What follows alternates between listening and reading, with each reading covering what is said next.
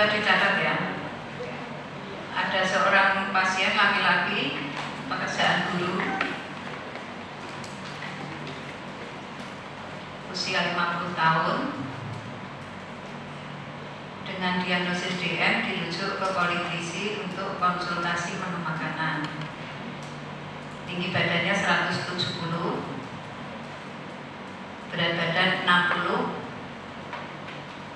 lingkar pinggangnya 100. Nafsu makan baik, mual muntah tidak ada, tidak bisa makan dalam porsi banyak, sering ngemil, tidak ada alergi makanan, dan memiliki kebiasaan minum kopi setiap hari. Tekanan darah 150/90, GDS 200, HbA1c-nya 8, kolesterol total 250, lain-lain dalam batas normal. Pertanyaannya, berapa kebutuhan energi pasien tersebut dan apa edukasi untuk pasien ini?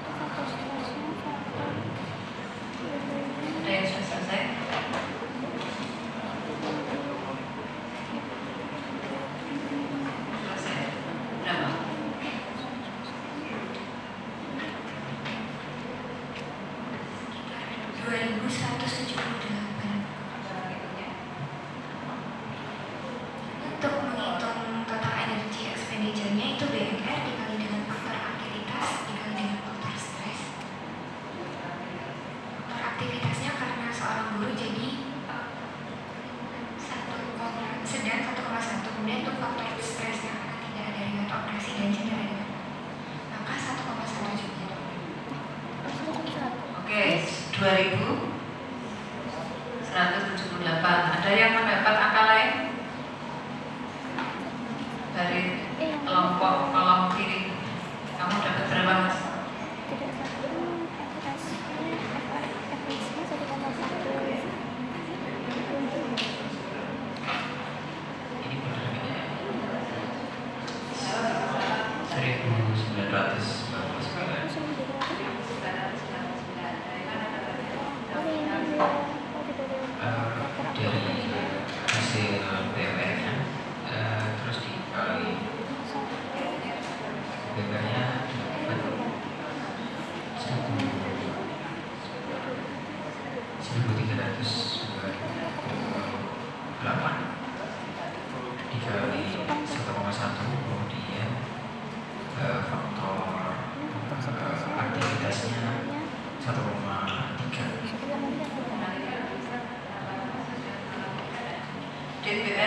BMR-mu tadi berapa, Dik?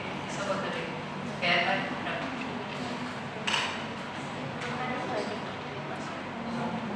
Oh, mengamalkan rumus cepat. Oke, di belakang dapat berapa? Yang kelompok 2100 sampai yang 1900 dan caranya bagaimana? Ya. Tadi dapatnya buat total energi expenditure-nya itu 1845. Itu dari BMR-nya 1398, terus dikali sama faktor stresnya 1,1 sama faktor aktivitasnya 1,2.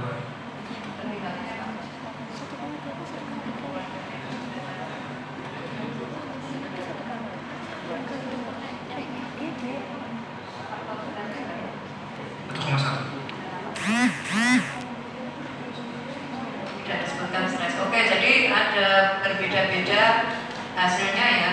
Yang depan tadi hitungnya tidak pakai BMR, tapi langsung dikali berapa? Dikali 30 ya. Dikali berat badan dikali 30, kemudian baru dikali faktor aktivitas dan stres, dapatnya menjadi 2178. Kelompok sini baik yang depan maupun belakang pakai BMR, BMR-nya dapatnya 1300-an. Cuma berbeda di hasil ketika menentukan faktor aktivitas dan stresnya. Nah, itu memang perlu jam terbang ya untuk Anda menganggap apakah ini termasuk dalam kelompok dengan aktivitas sedang, ringan atau berat. Tapi sebetulnya kalau hanya dikatakan sebagai guru, sama juga seperti saya sebagai dosen, tanpa tambahan kegiatan fisik yang lain, sama juga Anda mahasiswa, tapi mahasiswa murni itu masih masuk kelompok ringan, bukan sedang. Kenapa? Karena yang banyak mengeluarkan energi itu kalau fisik. Lain cerita misalkan, oh iya saya mahasiswa tapi saya juga atlet nih. Berarti kan selain sekolah Anda punya kegiatan untuk latihan olahraga. Ya, nah itu akan menjadi pembeda. Nah, yang pakai rumus cepat seperti di depan ini tadi, apakah pengalinya 30? Kenapa kok 30 kalau begini? Apakah selalu pengalinya 30? Enggak. Di slide saya kebetulan enggak ada ya, malah saya hilangkan di sini. Yang saya kenalkan adalah rumusnya Perkeni. Tapi sebetulnya kalau pakai model rumus cepat itu selalu ada di atas itu adalah status gizinya, kemudian di sini tingkat aktivitasnya. Jadi tetap harus melihat itu dulu. Di kasus ini kan orangnya normal ya. Maksudnya dari status gizinya normal kan? BMI-nya berapa? 20, berarti masuk kategori normal. Nah, kemudian tingkat aktivitasnya tadi berapa? Ketika dia aktivitasnya ringan, kalau Anda kalikan 30 terlalu banyak. Jadi biasanya sekitar 25 ya, sehingga terjadi perbedaan karena itu. Rumusnya ada, apakah dia status, kecuali kalau dia status gizinya kurang 30, oke, 30 sampai 40. Tapi kalau status gizinya normal biasanya sekitar 25. Oke, nah sekarang kembali tadi ada pertanyaan kedua yang belum dijawab jawab. Apa edukasinya? Saya pilih jawaban yang lain. Kalau pasiennya tadi kan berarti yang Anda temukan masalahnya apa, Dek?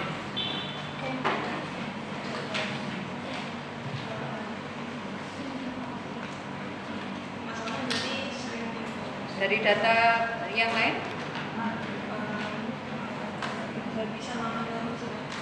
Enggak, terus data labnya? Ya, berarti edukasi mengurangi konsumsi natrium apalagi? Olahraga rutin kenapa? Kan dia nggak ketemukan nih. Status gizinya katanya normal tadi. Kenapa dia harus olahraga rutin?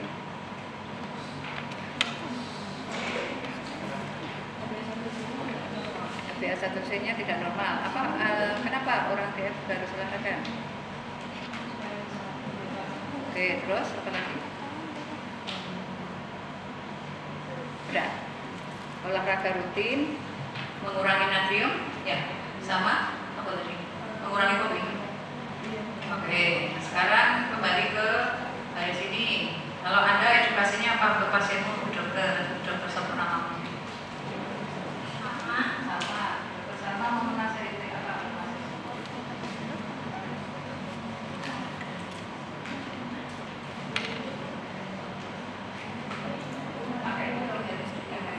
Mengurangi konsumsi gula.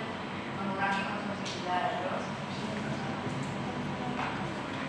kenapa kok harus mengurangi konsumsi gula?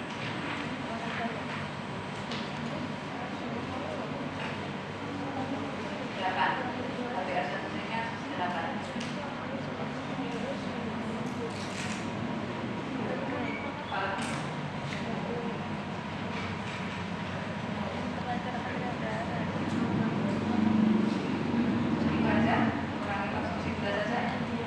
Menurut Dokter Salma hanya cukup mengurangi konsumsi gula. Sekarang, Dek, kamu dokter siapa nih? Pak Dokter, pripun Pak Dokter? Masih. Mungkin mengurangi garam gitu. Kenapa mengurangi garam? Karena kalau tekanan darahnya jadi tinggi. Mengurangi garam. Ya. Nah, kenapa kok garam itu dikurangi kalau hanya sama tekanan darah?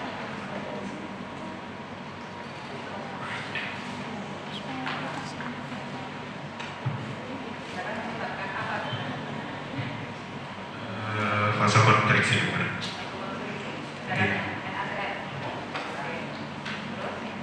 Terus mungkin aktivitas olahraga ditambah.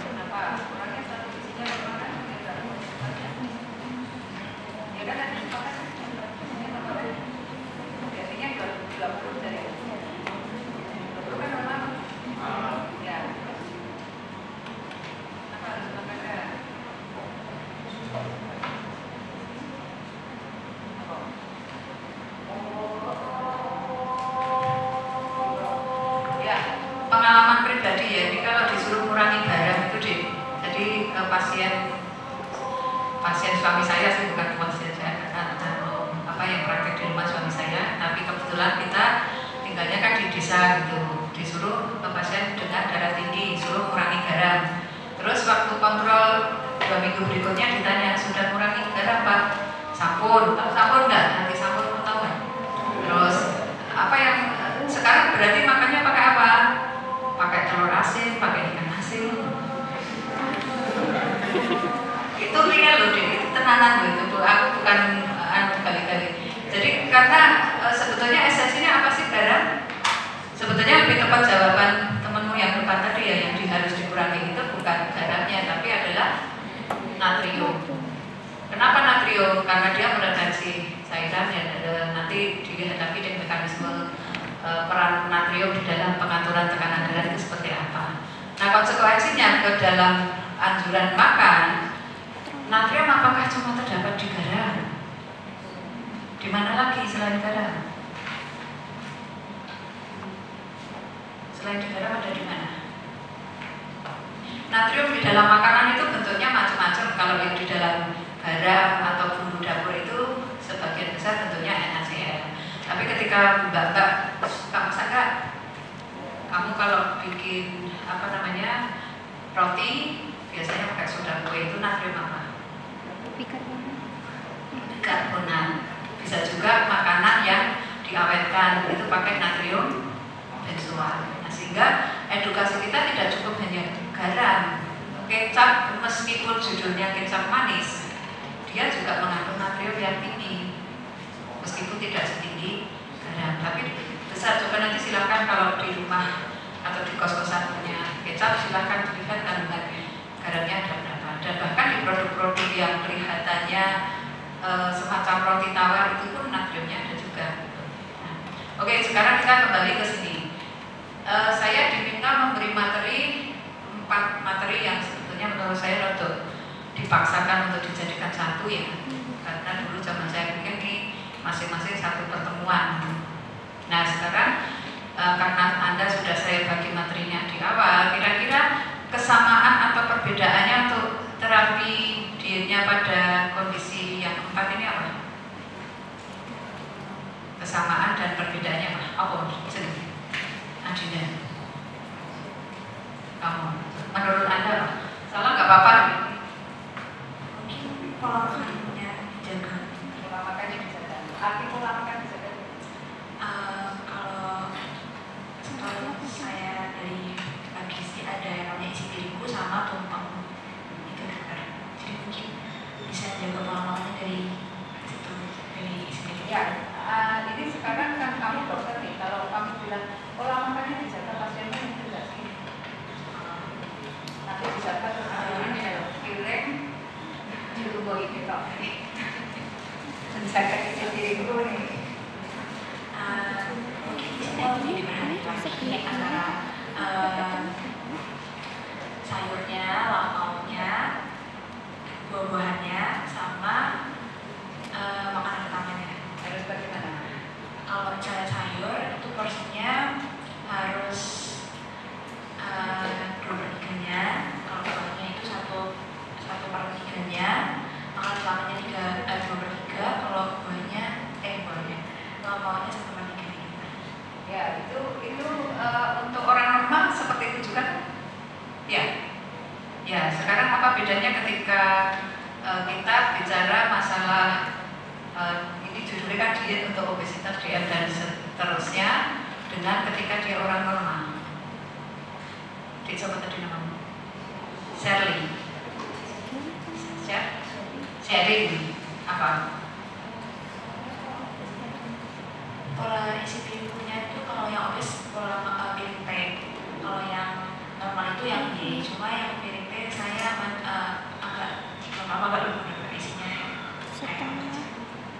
Ya, komponennya apa yang perlu ditambahkan kalau untuk obes? Apa mas? Sayur sama buahnya tuh setengah piring. Kalau untuk kilometernya itu setengah piringnya dari sayur dan buah, terus 4 dari karbohidrat sama seperempat lagi lauk. Dari 4 penyakit yang tertulis di situ ada bedanya nggak? Itu berlaku untuk 4 penyakit saja? Hanya untuk obesitas doang?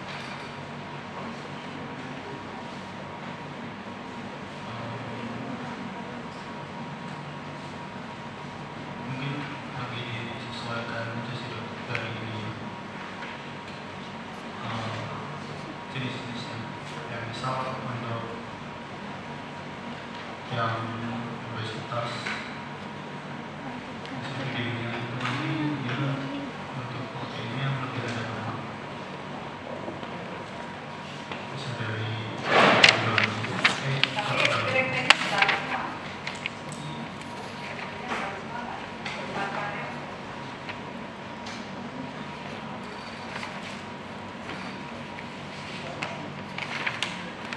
Oke, terima kasih. Oke, sekarang tekanan. Kalau untuk Anda gimana, Dik? Dari 4 itu ada bedanya enggak? Atau sama? Mohon maaf dokter, bagaimana tadi untuk pertanyaan? Nah, kamu dengerin apa? Dengerin ini tadi tanda tangan. Untuk penyakit itu, apa sih perbedaan pengaturan dietnya dari 4 penyakit yang tertulis di situ? Menurut saya sama seperti yang Sherin sampaikan, untuk yang normal itu menggunakan piring Y, sedangkan yang obesitas menggunakan piring T.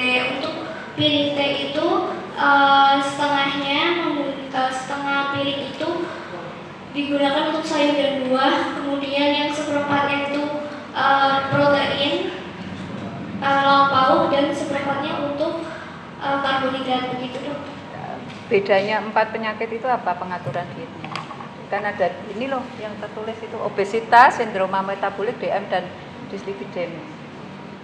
Mungkin kalau yang dislipidemia itu nanti pengurangannya di makanan berlemaknya, kemudian untuk DM itu di gula, kemudian di sindrom metabolik itu bisa di glukosa juga dokter, kemudian di triglycerid seperti itu dokter.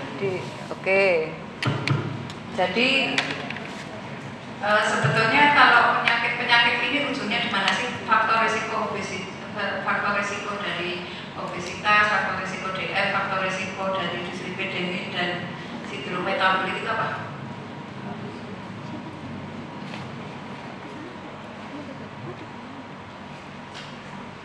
Sekarang kalau misalkan ini ya, kita berangkat dari sini dulu. Jadi kan ini ada bahkan yang saya ambil dari salah satu referensi mana nih tulisannya, bahwa yang menjadi ujung pangkal dari berbagai macam penyakit tidak menular itu adalah berangkat dari obesitas. Jadi tadi siapa tadi Mas yang di depan tadi pakai model ini dulu, memang sebetulnya bisa itu berlaku untuk semua. Tapi memang ketika kita mengatur diet itu ada 4 faktor yang perlu diperhatikan. Yang pertama adalah kita bisa memberikan modifikasi pada jumlah, kemudian yang kedua pada komposisinya, yang ketiga pada tekstur atau bentuk makanannya, dan yang keempat pada cara pemberian. Maksudnya kalau jumlah kan berarti sesuai nih, sesuai dengan berapa dia butuhnya. Kemudian kalau yang kedua tadi komposisi itu meliputi isinya harus berisi apa, apakah dia harus mengurangi proteinnya, apakah dia harus justru menambah proteinnya, atau tadi yang disebut harus mengurangi lemak. Terus tekstur itu bentuknya adalah apakah dia bisa makan makanan biasa, makanan padat seperti Anda sehari-hari mengkonsumsi, ataukah harus berubah ke bentuk yang lebih lunak atau bahkan cair. Misalkan pada kondisi apa orangnya sudah kondisi stroke, maka mungkin kita berikan makanan yang padat biasa. Mungkin kalau dia masih sadar bisa kita beri makanan lunak, tapi kalau dia sudah nggak sadar berarti yang dimodifikasi bukan sekedar bentuknya tapi juga cara pemberiannya. Berarti mungkin dia butuh pakai solder, pakai nasogastrik itu, atau bahkan mungkin perlu yang parenteral itu jadi kayak model infus gitu, nanti diberikan preparat bisa asam amino, bisa lemak, bisa juga hanya gula. Nah sekarang tadi yang sudah disebut-sebut adalah untuk DN tadi kalau nggak salah ada yang nyebut kurangi atau batasi gula atau malah tidak boleh makan gula. Terus yang apa tadi? Kenapa sih gula? Anda setuju? Siapa yang setuju kalau DN harus membatasi gula atau tidak boleh gula? Kenapa alasannya Mas? Karena kalau misalnya orang yang bersifat kan berarti dia ada resesi insulin. Nah, terus? Kalau resesi insulin berarti gula itu nggak bisa masuk dalam. Ya. Misalnya gula nggak bisa masuk dalam, berarti dia numpuk di darah. Oke. Kalau misalnya nggak dibatasi, gula yang numpuk di darah ini makan apa? Tapi dibatasi ya, bukan pantang ya. Tergantung tingkat keparahannya. Kalau misalnya dia masih pre-diabetes dibatasi. Kalau misalnya udah diabetes yang kronik itu harusnya Jadi pantangan. Sekarang kalau kamu batasi pasienmu dibatasi atau jadi pantangan, apalagi ya berarti kalau dia sudah DM seperti kasus tadi kan HbA1c-nya sudah 8 nih, berarti kan dia mungkin sudah cukup lama menderita DM.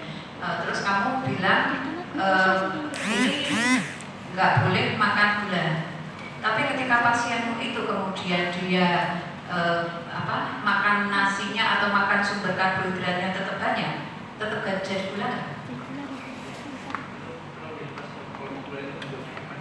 gula pasir, tapi kayak makanan dengan gula yang kayak karbohidrat itu kan Sumber gula.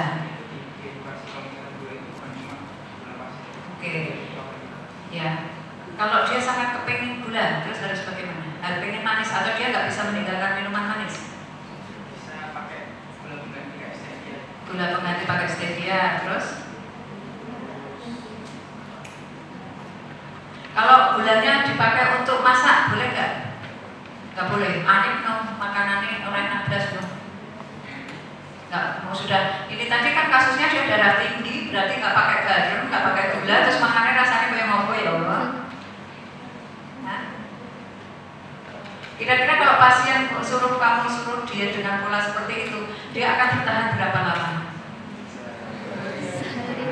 Ya, jadi mengatur diet itu perlu juga diperhatikan ininya deh.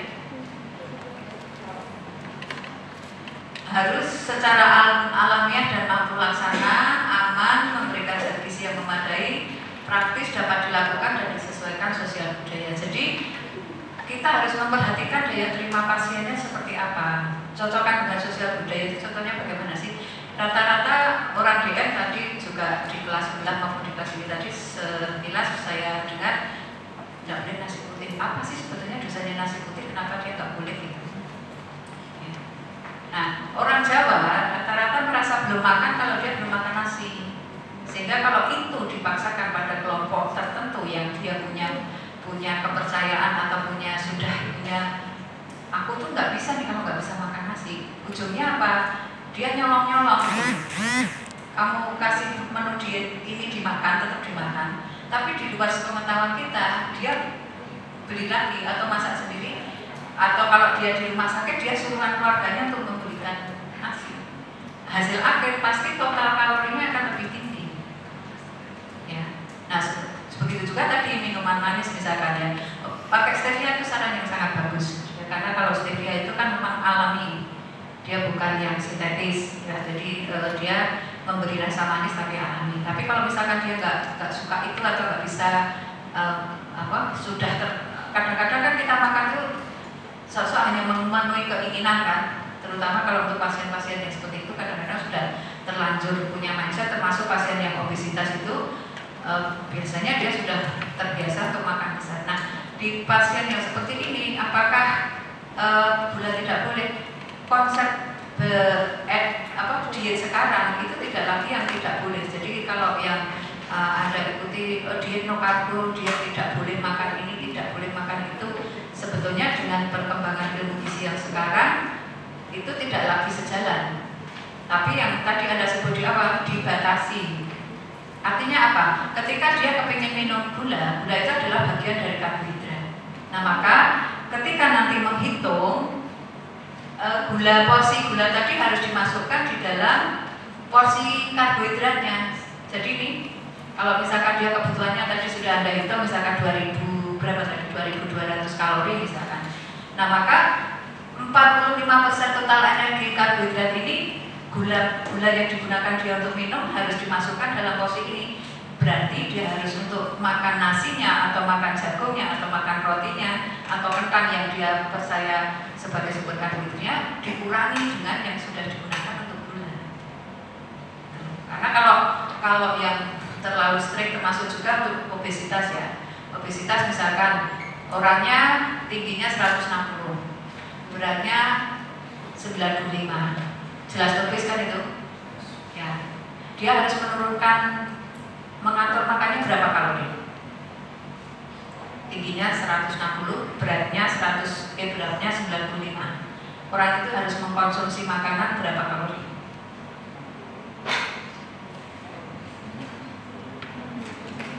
Iya caranya.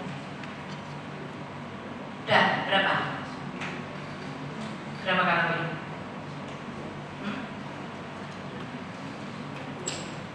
Kira mbak? Berapa?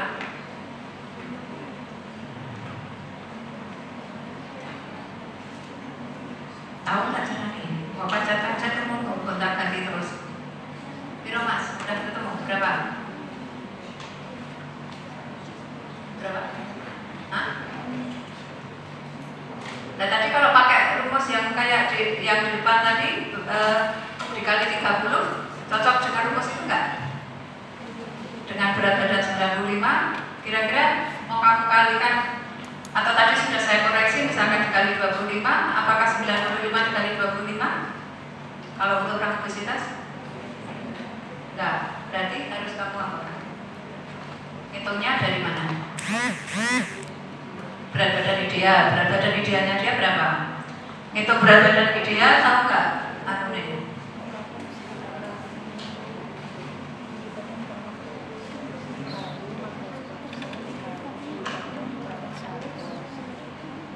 Nih, berat badan ideal hitungnya seperti ini. Tadi tingginya 160. Berarti berat badan idealnya berapa? Berapa?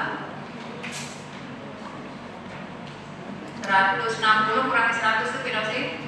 60. Terus dikali berapa? 90%. Berarti berapa? 60? 66. Oke, 66 berarti kalau dikali ini berapa kalori?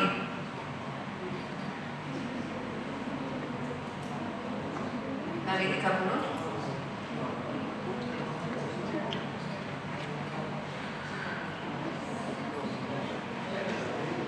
Berapa? 1680.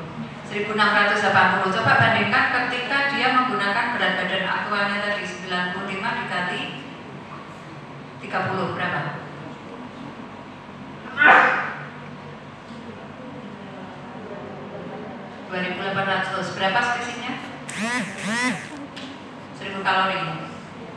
1000 kalori lebih. Jadi kalau untuk orang yang kondisinya sudah seperti ini langsung Anda turunkan drastis, biasanya angka kegagalannya itu tinggi. Kenapa? Karena pola makannya sudah terbentuk. Sehingga biasanya kalau untuk kasus obesitas ini agak melompat-lompat ya, karena sudah saya berikan, harapan saya sih Anda sudah baca duluan. Obesitas sudah di mana?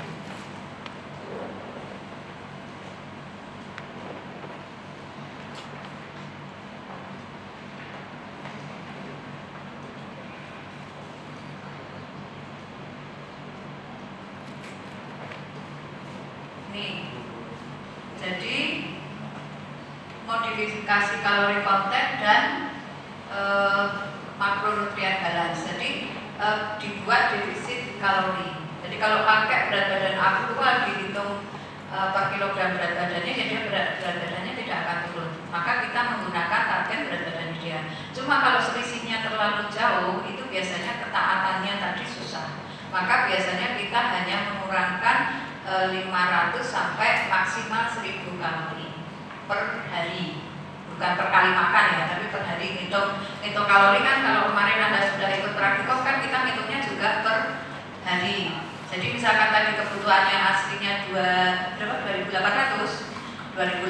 dikurangi 500 kalori, berarti nanti Anda cukup menyiapkan menu menjadi 2300 kalori. Dengan target kita akan menurunkan berat badan itu 10% dari berat badan awal. Nanti kalau target itu terpenuhi, kita turunkan lagi 10% sampai akhirnya tercapai berat badan ideal.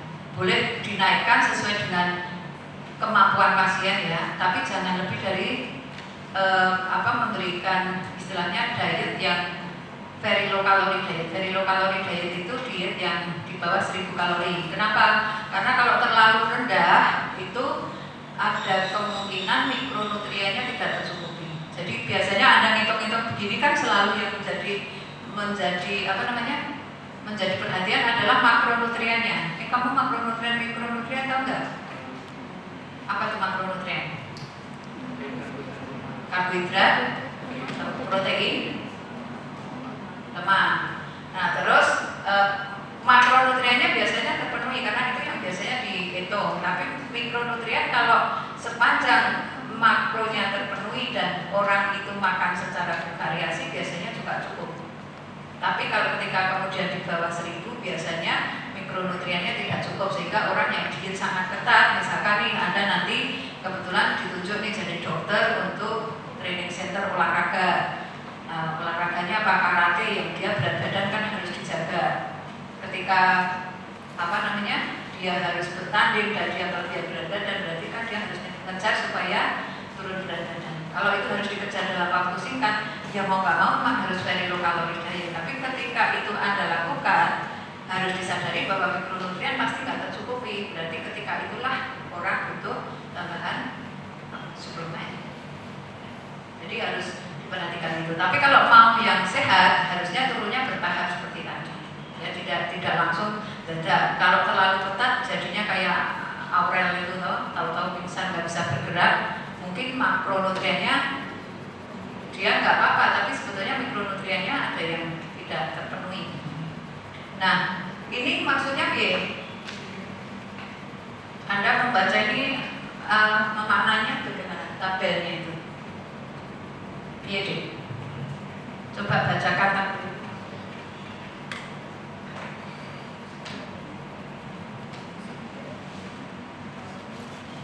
Cara bacanya menurut Anda bisa dilihat.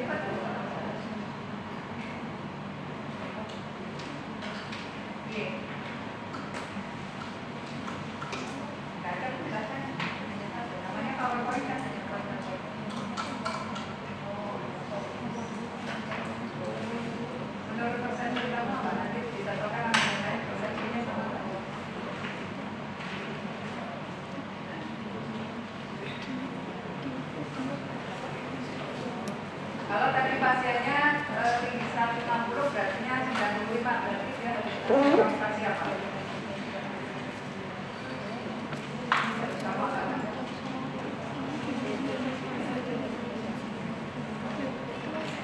Mas?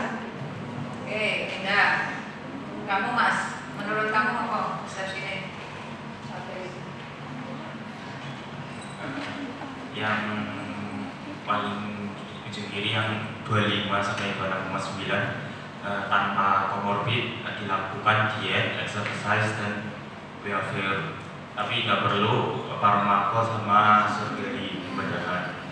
Kemudian untuk yang 27 sampai 29,9 dengan komorbid dilakukan diet dan juga dilakukan pengobatan, tapi nggak perlu pembedahan. Kemudian untuk yang 30 sampai 34,9 itu dilakukan diet, olahraga sama pengobatan, tapi nggak perlu surgery sebelum pembedahan. Lalu untuk yang 35 sampai 39,9 dilakukan diet, dilakukan olahraga, dilakukan pengobatan, lalu dilakukan pembedahan jika ada komorbid. Kemudian untuk yang lebih dari 40 semuanya dilakukan. Apa itu menunjukkan apa? Indeks yang satu. Sekarang kalau tadi dikembalikan ke kasus ya,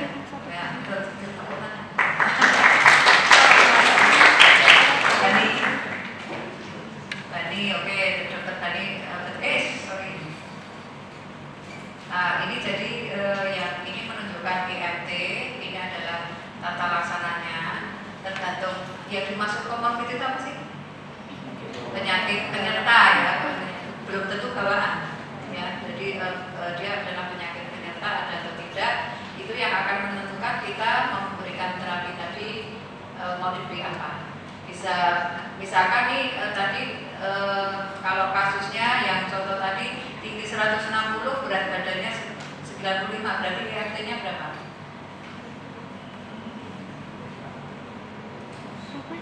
Tingginya 160, berat badannya 95. IRT berapa?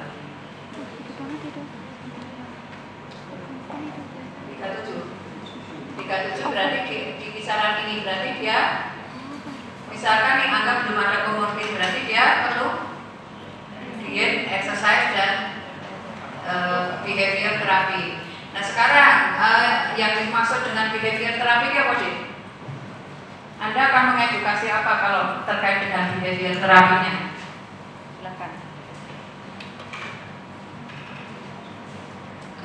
Mungkin untuk behavior terapi bisa kebiasaan hidup sehari-hari seperti mungkin olahraga, kemudian pola makan. Pola makan kan ada di dietnya. Kalau behavior terapinya kalau di situ ditulis sendiri berarti kira-kira apa sih?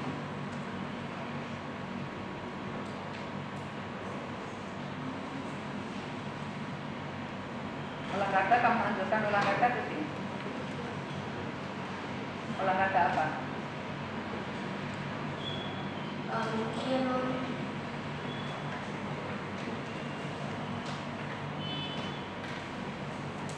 sepak bola.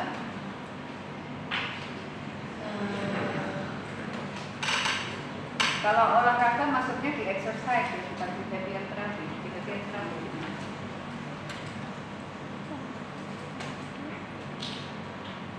Itu kan ada sendiri tuh exercise, ada behavior terapi. Berarti kalau anjuran Anda ke arah olahraga itu adalah bagian dari exercise, bukan behavior terapi.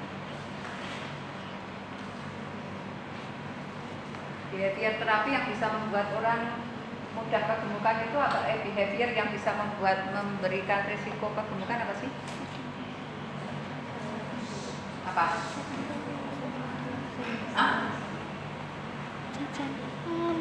Tidur. Terlalu banyak tidur. Pola tidur yang bagaimana? Enggak ya, orang yang bisa kegemukan terlalu banyak tidur atau sebaliknya kurang tidur atau dua-duanya? Dua-duanya. Kenapa nek kurang tidur nggak bisa menyebabkan kegemukan? Karena dia tidak tidur sambil makan. Berarti makannya bukan tidurnya yang bikin masalah. Oke, sekarang kalau makannya sendiri, kira-kira Anda akan mengedukasi apa terkait makannya untuk obesitas? Ini yang lain belum dibahas. Makannya mau kamu anjurkan apa? Makan buah-buahan, terus makan sayuran juga, dokter. Kemudian kenapa? Karena orangnya kan obesitas. Sementara kalau obesitas itu makannya pakai yang piring yang bentuk T itu, yang mana setengah bagiannya itu sayur sama buah-buahan, terus setengahnya lagi protein nabati sama hewani, sama yang satunya lagi itu karbohidrat. Kenapa yang buah-buahan sama yang sayuran itu lebih banyak? Karena dia kayak untuk buah-buahan sama sayuran kan kalorinya cenderung lebih rendah daripada protein dan dokter sama yang karbohidrat. Jadi orang yang obesitas ini dia makan dan tetap kenyang, tapi intake kalorinya itu tidak sebanyak piring yang dia. Jadi dia tetap makan dan tetap kenyang dan intake kalorinya tidak sebanyak kalau orang-orang yang makan dengan porsi piring dia. Anjurannya buah-buahan oke, dan itu bisa berlaku juga untuk yang DM maupun dislipidemi dan sindrom metabolik. Cuma alasannya kalau Anda jawab karena anjuran dari piring dari Depkes harus pakai piring T, itu berarti masih hafalan di satu ini. Adik-adik belajar deh, coba Anda berusaha untuk Anda menggunakan istilahnya mengasah clinical reasoning. Kenapa sih kok anjurannya seperti itu? Anda Anda pernah baca-baca tentang pola diet untuk obesitas, biasanya yang dari makronutrien yang 3 tadi yang dianjurkan untuk banyak apa nih? Protein. Kenapa kok protein? Nah itu sebetulnya kan ada kaitannya dengan bagaimana tubuh memetabolisme ketika makronutrien ini di antara 3. Sebetulnya ketika Anda kemarin belajar menghitung kebutuhan zat gizi, itu kan menyerasikan antara apa yang harus Anda konsumsi dengan apa yang dikeluarkan. Yang masuk itu berasal dari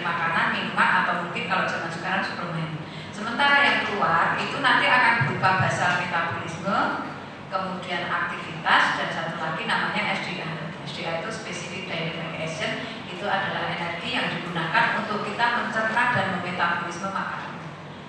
Kalau kita makanannya itu berisi protein, berisi lemak, berisi karbohidrat, itu akan membutuhkan energi yang beda-beda, dan yang paling besar adalah protein. Makanya kenapa kok protein yang dianjurkan, karena dia membakar lebih banyak kalori.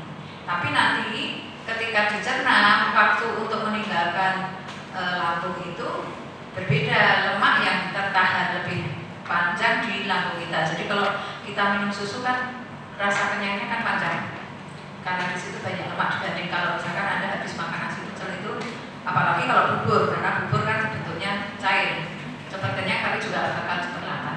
Nah, kembali kepada masalah sayur. Kenapa sih sayur yang dianjurkan? Ini tadi kan di beberapa gambar juga ada nih yang dislipidemi tadi kalau nggak salah.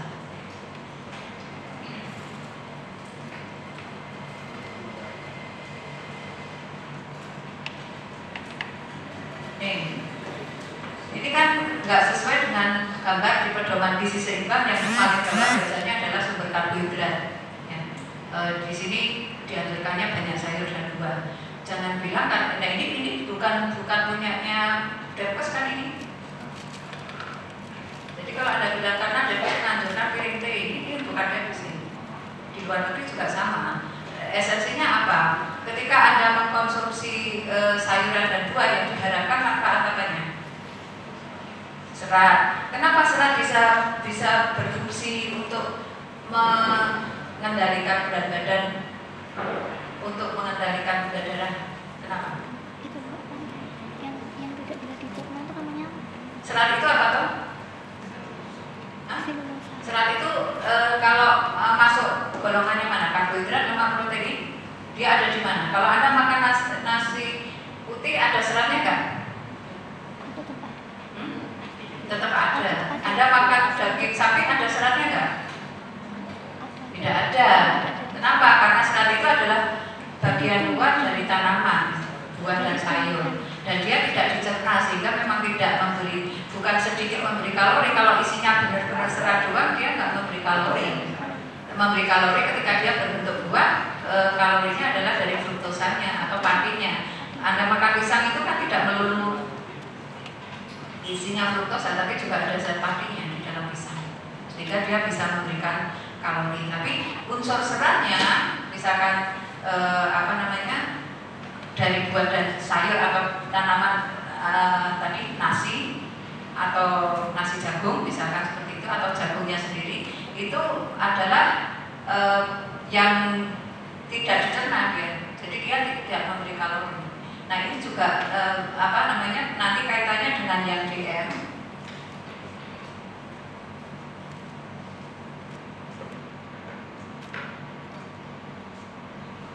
Ini kok susah sih. Ini oh ya. Jadi ini kan salah satunya kita harus memperhatikan berat, kemudian indeks glikemik. Indeks glikemik itu apa? Indeks glikemik. Sering kan sekarang iklan-iklan itu banyak, oh ini makanan ini IG-nya rendah, atau GI-nya rendah gitu. Itu adalah kemampuan makanan untuk menaikkan kadar gula darah kita. Ya sebetulnya semua makanan pasti berpotensi menaikkan gula darah, tapi ada yang tinggi, ada yang lebih tinggi, ada yang sangat tinggi. Nah itu bisa bervariasi, sehingga kalau untuk orang DM, prinsip makannya kan sebetulnya dari dulu sampai sekarang masih sama ya. Pola konsep dasarnya itu tetap pakai 3J ini. Jadwal, jenis, dan jumlah ya. Jadwal itu berapa kali orang itu harus makan, jenis itu tadi dia harus memilih jenis makanan yang mana, tadi termasuk jawaban tadi apakah nggak boleh gula sama sekali atau tidak. Kemudian satu lagi, jumlah itu berapa banyak porsinya. Porsi akan menyesuaikan dengan yang kemarin Anda hitung itu tingkat aktivitasnya seperti apa, kemudian jenis kelamin, berat badan, dan juga usia. Nah kalau untuk orang yang sakit ini harus juga diperhatikan adalah penyakit penyertanya. Jadi ketika sama-sama di ada 3 orang DM, misalkan sama-sama BMI-nya 20 kayak yang tadi soal pertama, kemudian sama-sama laki-laki, usianya sama, apakah kebutuhannya pasti sama? Belum. Apa yang menentukan untuk beda? Faktor resiko apa? Misalkan sama-sama nih, sama-sama bekerja kantoran gitu. Apalagi ya?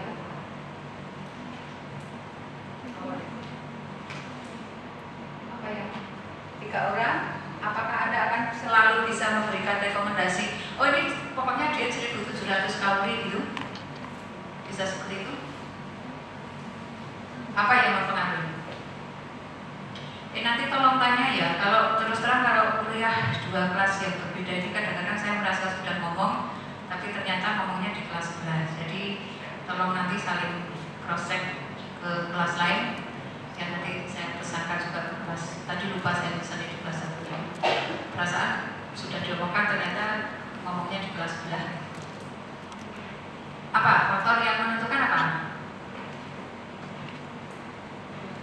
Penyakit penyerta tadi. Jadi sekarang misalkan nih, yang Anda tahu kalau DM itu bisa menimbulkan komplikasi apa saja? Yang kira-kira butuh diatur dietnya nih. DM dengan dislipidemia ada? Ada. DM dengan apa lagi?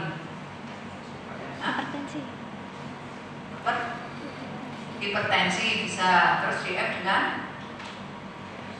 Ini status gizinya sama, besarnya sama, tapi ketika orang itu tadi ada hipertensi, yang satu lagi ada dislipidemia, dan yang paling berbeda tadi yang kasusnya disebut di sebelah adalah ketika dia itu misalkan yang satu dengan lupus, yang kemarin sudah pelajari belum?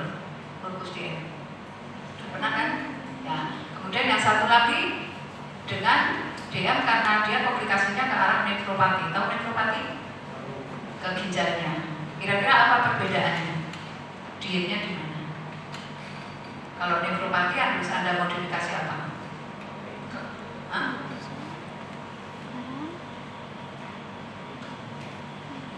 Orang ke arah ginjal harus diapakan? Dietnya diapakan? Di batasi proteinnya.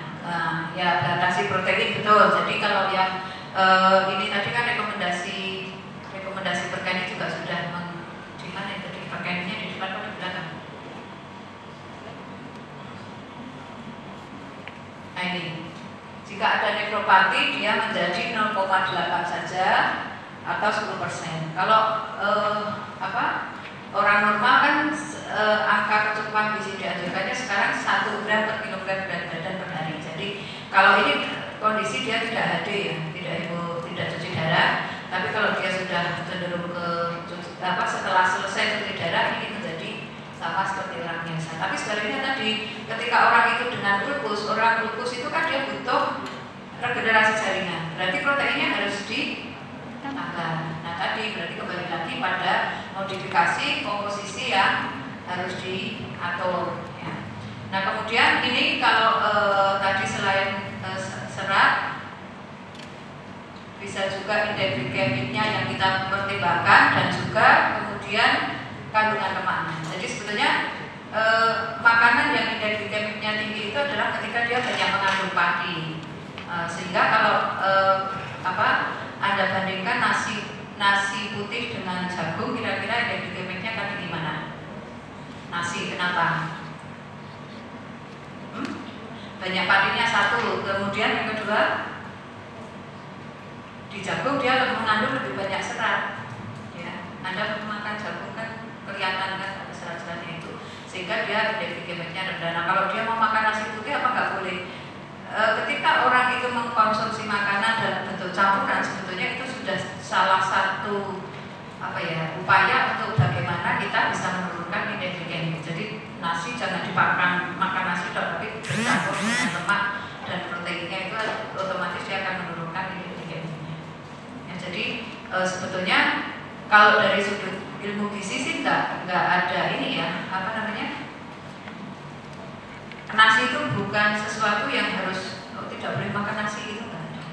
Kalau Anda perhatikan kakek-kakek Anda dulu, atau mungkin kalau Anda pas PBL ke daerah, bapak-bapak tani itu mereka makannya juga tetap nasi putih kan? Apakah mereka menjadi obesitas? Enggak kan? Kenapa? Karena aktivitasnya tetap tinggi, ya. Tidak menjadikan beliaunya obesitas dan DM. Tapi ketika orang kemudian tidak menjadi gizi itu kan kita butuhnya hanya sedang-sedang saja. Jadi terlalu banyak ya bikin masalah, kurang ya bikin masalah. Ya, jadi kita harus mengkonsumsi secukupnya. Kemudian ini, jadi jumlah ini juga akan mempengaruhi fluktuasi gula darah.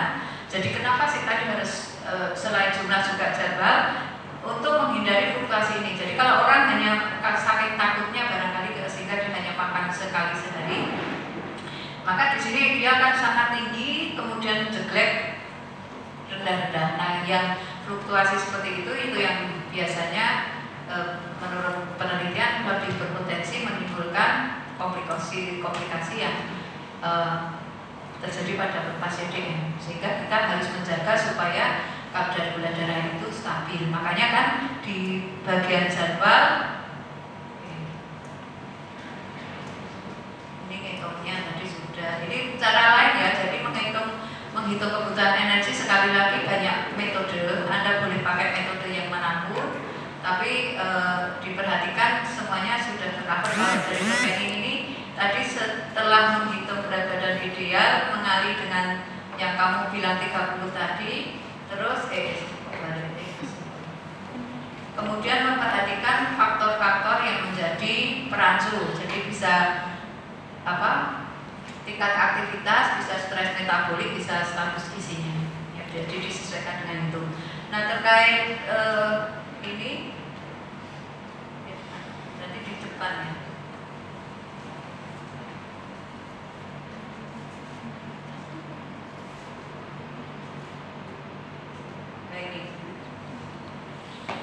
Dibaginya biasanya pagi, ini bukan harga mati ya, 20%-nya ini bukan harga mati, artinya kan tergantung kebiasaan orang itu.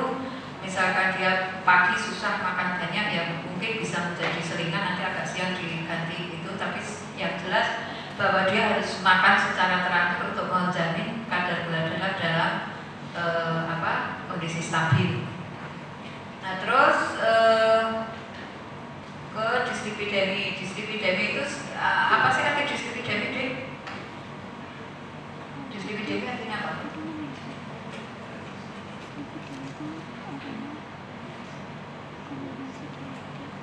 Apa?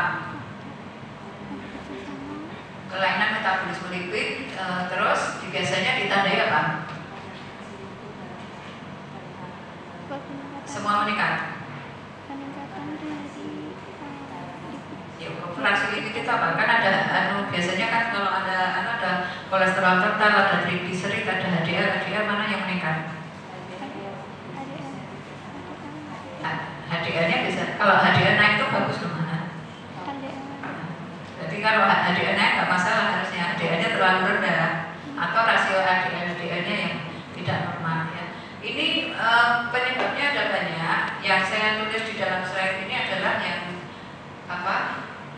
erat kaitannya dengan gizinya. Jadi pertama masalah asupan makannya, kemudian tidak cuma yang tinggi lemak tapi juga tinggi gula dan rendah serat makanan. Kemudian yang kedua adalah komposisi asam lemaknya, lalu komposisi tubuh juga pengaruh. Kemudian kalau ini abdominal obesity, masih ingat cara mengukurnya abdominal obesity di scale antropometri? Sudah ketinggalan. Ya, dulu nggak bisa, sekarang lupa. Ya nanti dibuka lagi ya, bagaimana mengukur obesitas sentral. Kemudian yang terakhir adalah gangguan metabolisme lemak. Artinya memang dia nggak punya enzim yang mengatur lemaknya. Nah di sini mau yang manapun, ini rekomendasi dari Perkeni. Tabel ini menunjukkan hasil-hasil penelitian yang bukti-buktinya kuat. Jadi kalau positif liga berarti dia buktinya makin kuat. ABC ini adalah menunjukkan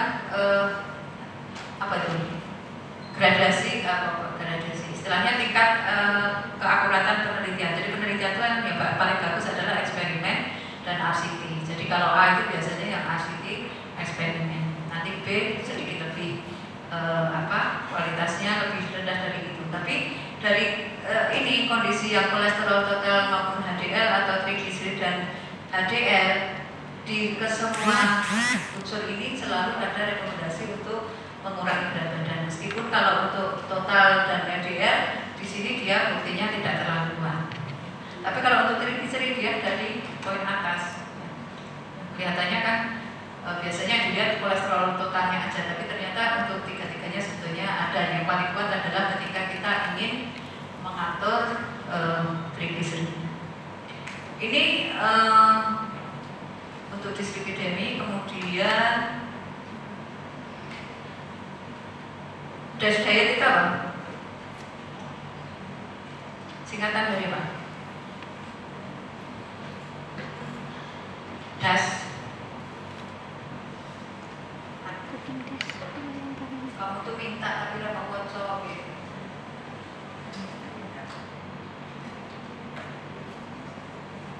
Di sini apa? Diet. Approach apa? Nah, di situ rekomendasinya terutama apa? Kalau untuk ada hipertensi, kan di hanya hipertensi kan di situ. Rekomendasi kalau untuk hipertensi ini juga ada di sindroma metabolik. Untuk hipertensi biasanya yang direkomendasikan apa? Diatur selain yang sudah disebutkan tadi. Sama juga di sini kan sindroma metabolik juga di situ ada keburukan, ada massa lemak yang berlebih sehingga rekomendasi untuk menurunkan berat badan sama. Sebetulnya ketika mengurangi berat badan itu tadi kalau mengatur diet harusnya bagaimana? Tadi kalau DM kan sudah 3J, satuan jenis jumlah. Perlu kan tadi mengurangi gula sudah terjawab. Terus kenapa harus banyak serat sudah terjawab. Nah terus kalau yang mengurangi mengurangi berat badan tadi defisit kalori. Ya. Nah sekarang kalau untuk hipertensinya apa? Utamanya apa? Mengurangi apa? Kenapa daging merah? Mengandung natrium di daging merah. Apa? Kalau pasiennya datang ke Anda, tadi tensinya juga tinggi tadi. Ya, pasiennya berobat ke Anda, kau ajukan apa? Sudah gelap nanti keburu hujan. Bisa mengurangi dari merah karena ada bentuk merah itu di luar. Nah, luar itu bisa menyebabkan penumpukan di pembuluh darah. Karena lemaknya. Iya.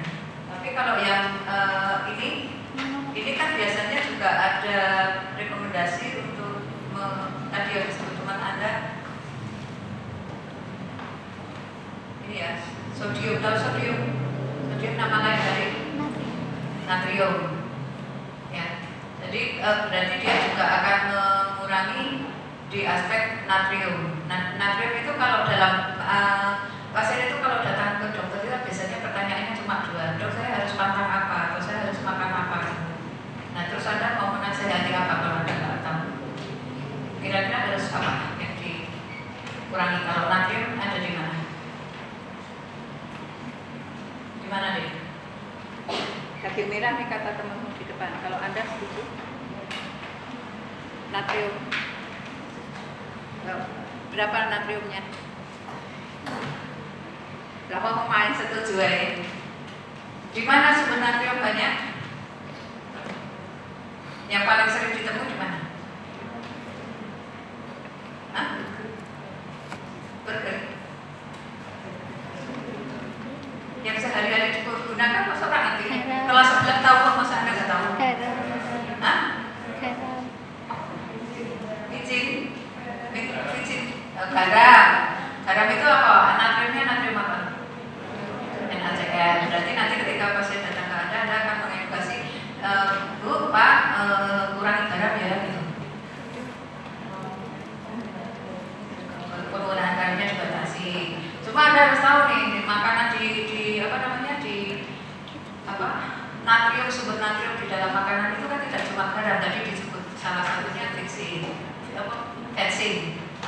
bensin atau bensin. Dan semua bumbu dapur yang ada itu juga mengandung natrium. Jadi kecap, meskipun judulnya kecap manis itu natriumnya tinggi. Kemudian juga saus sambal, saus tomat itu semua ada. Dan ada lagi, kalau adik-adik pernah masak nggak? Pernah masak roti nggak? Kalau kamu bikin bolu pakai soda kue itu natrium apa? Natrium bikarbonat. Kemudian juga makanan yang diawetkan pakai natrium benzoat. Nah, jadi yang harus diedukasi nggak cukup kalau hanya garam, nanti jatuhnya seperti pasien saya dulu ya. Jadi Pak sudah kurangi garam, campur gitu. Kemudian 2 minggu lagi kontrol, kok nggak turun-turun. Sekarang makannya apa sih Pak? Katanya sudah kurangi garam. Mungkin saat ini ganti kok pakai kecap, pakai telur asin, ikan asin. Karena kan yang suruh kurangi garam bukan ikan asin. Ya. Dia nggak paham kalau membuat ikan asin itu juga pakai garam. Nah, jadi Anda harus tahu juga di mana sumber-sumbernya, termasuk ini tadi kalau untuk dislipida ini adalah lemak trans itu ada di mana, lemak jenuh. Kenapa sih tadi untuk diet Mediterranean itu ada rekomendasi, kalau Anda pelajari lebih lanjut di situ ada rekomendasi menambahkan minyak zaitun karena itu adalah salah satu sumber dari lemak tidak jenuh. Ya. Tapi apa harus seperti itu? Ya enggak juga, lemak tidak jenuh tidak cuma bersumber dari minyak zaitun. Minyak zaitun kan relatif mahal ya. Kemudian di Indonesia juga tidak sembarang tempat dijual. Kita bisa menggunakan juga yang materi-materi lokal. Oke, itu aja. Sudah proses dari tadi. Ada pertanyaan? Mudah-mudahan cukup jelas dan silakan dibaca berikut dengan guide dari perkembangannya. Kalau tidak ada pertanyaan,